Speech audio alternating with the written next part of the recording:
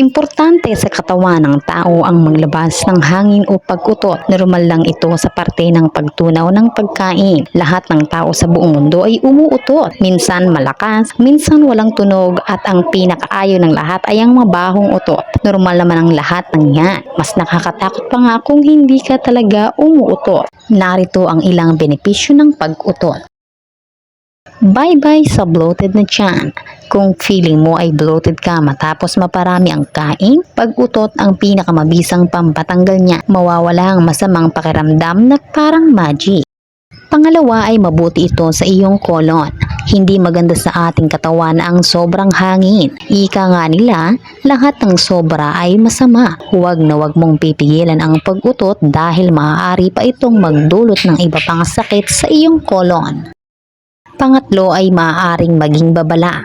Ang pag-utot ay isa sa mga function ng ating katawan na hindi maiiwasan ng kahit sino. Kahit na pinagwawalang bahala mo ito sa ngayon, habang tumatagal, malalaman mo rin ang kahalagahan nito dahil maaari nitong ma-predict ang mga malalang sakit. Baka kailangan mo na palang magpatingin sa doktor para sigurado. Ang masangsang na amoy, palagi ang pag-utot at di mapaliwanag na sakit sa tuwing umuutot ay maaaring sign ng sakit gaya ng lactose intolerance o mas malala pa ay ang colon cancer.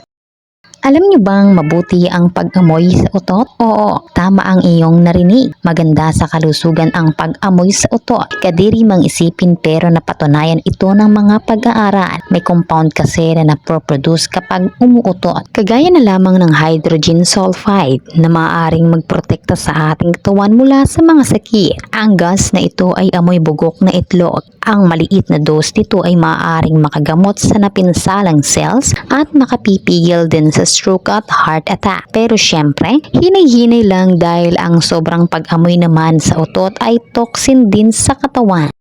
Aminin man natin o hindi ay masarap sa pakiramdam ang paglabas ng hangin sa katawan. Kung minsan ay nakakahiya pero kung nasa bahay ka naman, pwede mo naman na sigurong i-enjoy ang pag-utot. Kung nasa labas ka naman, ingat-ingat na lang dahil minsan ay traidor ang utot. Minsan ay malakas, minsan ay mahina, ngunit laging tandaan na hindi ito dapat pigilan. Ang pagpipigil ng utot ay maaaring makasira sa iyong mood at magdulot ng pagkairita. Ang paglabas nito ay talaga namang magpapaganda sa buong araw mo.